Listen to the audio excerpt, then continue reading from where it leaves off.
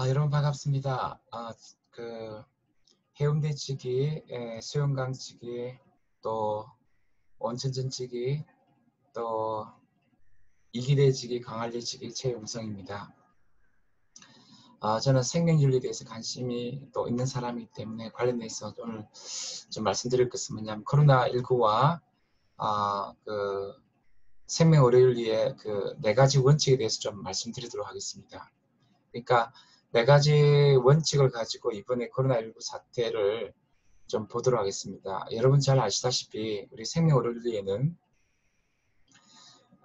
그 생명의료윤리에 네 가지 원칙이 있습니다. 원래 이제 일반 도덕이론이랄까 윤리학으로 이제 생명의료윤리를 다루다 보면은 어떤 문제가 있냐면은 예컨대 이제 칸트의 음모론이라든지 이제 또 공리주의 이런 어떤 원칙을 도덕 원칙을 가지고 다뤄보면 어떤 정합성은 있지만 그게 이제 탑다운 방식으로 어떤 연역적인 윤리 원칙에 의해서 어떤 문제를 풀다 보면은 나중에 서로 윤리학 이론들끼리 서로 부딪히고 그래가지고 결과적으로 어떤 정합적인 윤리 원칙 이론 그 자체는 뭐 나무랄 수 없겠지만 실제 생물윤리 문제가 잘 해결되지 않는 그런 경향이 많거든요. 그래가지고 우리가 보통 이제 중간 수준에서 이제 비천과 그 칠드리스의 그 생명의료윤리 네 가지 원칙이라는 게 있지 않습니까? 그래서 이제 그게 이제 자율성의 원칙이 있고 그 또 선행 원칙이 있고 해악 금지 원칙이 있고 정의 원칙이 있는데 이 네 가지 원칙을 가지고 제가 오늘 좀 고민을 해보도록 하겠습니다. 특별히 앞에 세 가지 그 자율성의 원칙, 그 해악 금지 원칙 그리고 또 이 선행 원칙은 그 의사와 어떤 그 환자의 그 관계성을 중심으로 좀 다루는 윤리 이론이라면은 사실 정의의 원칙은 좀 시스템의 문제거든요. 의료자원 어떻게 해당하고 분배하고 이런 부분에 해당하는 것인데 저는 이번에 이런 것들이 굉장히 문제가 됐다고 생각합니다. 그래서 이제 사실 정의 원칙을 좀 중심으로 많이 보게 될 건데요. 근데 이제 사실은 딱 따져보면은 이 네 가지 원칙도 약간 갈등이 있습니다. 네 가지니까 생명의료윤리 네 가지 원칙도 그 탑다운 방식의 기존의 윤리학이 갖고 있는 여러 가지 윤리학 이론들 간의 충돌을 다루기 위해서 했지만 이 네 가지 원칙도 약간 갈등이 있거든요. 예를 들어서 보면은 이제 그 자율성의 원칙 같은 경우는 조금 서구의 개인주의 윤리학의 그 경향성이 좀 강합니다. 사실 서구의 의료윤리, 생명 의료윤리는 좀 자율성의 원칙 좀 더 강화한다고도 좀 다른 좀 그런 느낌이 있을 수 있어요. 예를 들어 가지고 그 칸트의 음론도 이제 자율성을 강조하고 자유지상주의자도 좀 약간 자율성을 강조하고 저스트 밀의 그 공리주의도 사실 굉장히 자율성의 원칙을 강조하거든요. 그런 것들이 녹아 있어가지고 전체적으로 자유주의 개인주의의 서구 사회에 최적화된 것이 사실 자율성 원칙 아닌가 이런 어떤 의심을 가질 때가 많습니다. 그에 반하면 이제 이번에 코로나19와 관련해서 중국은 또는 유교 문화권이 좀 보면은 선행의 원칙이 좀 강한 게 있는 것 같아요. 뭐 완전히 다 그렇다고 얘기했었지만 되게 이제 그 의사의 그 어떤 권위를 존중하고 그들이 이제 약간 권위를 가지고 좀 온정적인 간섭을 통해서 뭔가 치료하려고 할 때 유교 문화권이랄까 이런 쪽은 그런 게 좀 있는 것 같고 물론 이제 불교 쪽은 약간 선행 원칙과 함께 피해 금지 원칙이 좀 더 강화되는 것 같아요. 자비 윤리학을 통해서 피해를 주지 않는 그런 것들이 좀 강조되면서 그 선행 원칙과 함께 예컨대 자율성 원칙 이런 것보다도 그 피해 금지 원칙, 악행 금지 원칙이 좀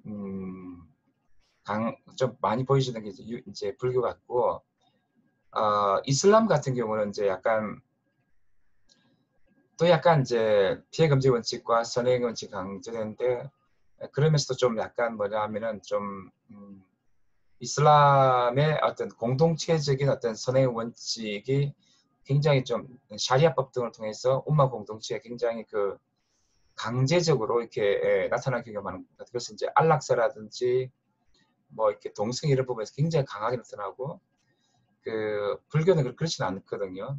근데 이제 기독교 같은 경우는 이제 사실 보면은 자율성 원칙과 선행 원칙과 피해 금지 원칙이 이제 약간씩 다 나타나는데 그러나 이제 이 그 기독교도 기독교 신학적 생명윤리라고 하면은 어떤 그 서구 근대 자유주의학처럼 개인주의 자유주의학처럼 자율성 원칙이 그렇게 강하지는 너무 세게 막 나가지는 않는 그런 것도 있고 그런 것 같아요. 어쨌든 약간 그 윤리 원칙들이 자율성 원칙, 선행 원칙, 또 악행 금지 원칙, 또 정의 원칙이 있는데 이 원칙들 간에 이제 갈등이 있는데 이번에 제가 봤을 때 가장 이제 문제가 되는 게 뭐냐면 정의 원칙이 너무 해소되면서 이게 다른 원칙에도 영향을 주는 것 같다는 느낌을 많이 받았습니다. 근데 이번에 전 세계적으로 이제 모든 나라들 의료 시스템이 많이 붕괴되고 취약한 의료자들 어떻게 이제 배분해야 할지 그런 부분에서 굉장히 사실은 이탈리아나 스페인 등도 굉장히 문제가 되고 영국도 문제됐지만 미국은 특별히 이제 정의 원칙과 관련해 가지고 굉장히 이제 그 문제가 좀 심각했다고 봐요. 그래서 지금 가장 많은 사망자를 낸 이유가 저는 이제 선제적 대응을 좀 못한 것도 있지만 사실 국경 같은 거는 먼저 선제적 대응을 했잖아요. 이제 그 미국이 중국이 들어오지 말라. 그런데 의료 보건 의료 쪽에서 선제적 대응을 잘 못한 것도 있지만 사실은 이 정의 원칙이 제대로 고수되지 않았기 때문에 미국이 문제가 많다 그런 생각을 하게 돼요. 그러니까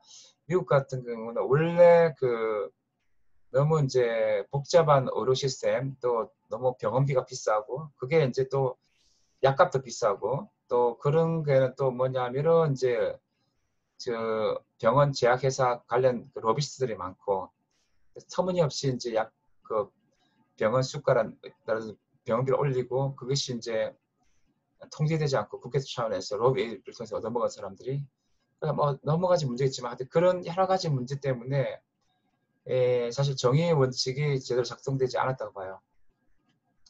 그래서 이제 이 정의적 원칙이 작동되지 않다 보니까 이게 어떤 양상을 띠게 되냐면은 평소에도 굉장히 사실은 미국 사람들이 가난한 사람들이 정의 원칙이 작동되지 않는 상황 속에서 본의 아니게 우리 이제 의사와 환자 간의 관계에서 자율성 원칙, 비금지 원칙 이런 게 있지만 또 선행 원칙 있지만 이런 것들을 좀 받아먹었거든요. 특별히 가난한 사람들은 자기가 의료행위에서 자율적으로 뭐 선택을 하려 하더라도 일단 병원 가기 싫어하니까 아파도 자율성 원칙이 깨지는 거고 그러다 보니까 또 뭐냐 하면은 자기가 또 피해를 이렇게 이제 감수하기도 하고 그리고 이제 제대로 의사가 선행 원칙을 정해서 그 환자의 가장 좋은 것들을 적용하지 못하는 그런 어떤 문제가 있습니다. 이번에 이제 코로나19로 말미암아 정말 그 이제 특히 히스패닉 계열과 흑인들 그리고 굉장히 또 그 양극화 사회 구조에서 가난한 사람들이 뭐 진단 받는 것부터 돈이 없으니까 무서워 이렇게 하니까 자율적 선행 원칙이 이제 이 정의 원칙이 해소되니까 본의 아니게 깨지는 거예요. 선택할 수 없는 게 돈이 없으니까. 그리고 이제 고스란히 뭐냐 하면은 이제 피해를 받게 되는 거죠. 의사들이 피해를 갖다가 이렇게 주고 싶지 않더라도 가장 그 가난한 사람들이 이제 악행 금지 원칙과 관계없이 막 피해를 당하는 거예요. 그리고 이제 선행도 해줄 수가 없는 거죠. 병원에도 오기도 힘들고 치료 못 받으니까. 의사들 개인 수준에서는 굉장히 히포크라테스 선수 이런 거에 근거해 가지고 막 선행을 해주려고 해도 안 되는 거죠. 그래서 이제 저는 개인적으로 참 이번에 모든 전 세계 의료 시스템들이 이제 붕괴되고 굉장히 문제가 많았지만 미국은 정말 선제적 대응 이런 부분에도 문제가 있죠. 그렇지만 이 의료 시스템에서 정의의 원칙이 붕괴됐기 때문에 가장 많은 사망자를 지금 내고 있다고 생각합니다. 그래서 정말 이번에 코로나19가 이제 끝나면은 뉴 노멀인데 새로운 어떤 기준 우리가 이제 규칙들이 필요한데 그 생명 의료 윤리에서도 지금까지 너무나 미국 같은 경우는 자율성 원칙을 강조할 것 같아요. 제 생각할 때는 자율성 원칙을 너무 강조하고 그랬는데 이제는 이 원칙들과 갈등도 있겠지만 정의 원칙을 좀 굉장히 중요시해 가지고 미국의 의료 시스템들을 이렇게 바꿔 나가는 것이 굉장히 중요하지 않겠느냐. 그런 생각들을 해보게 됩니다. 지금까지 제 얘기를 잘 들어주셔서 감사합니다.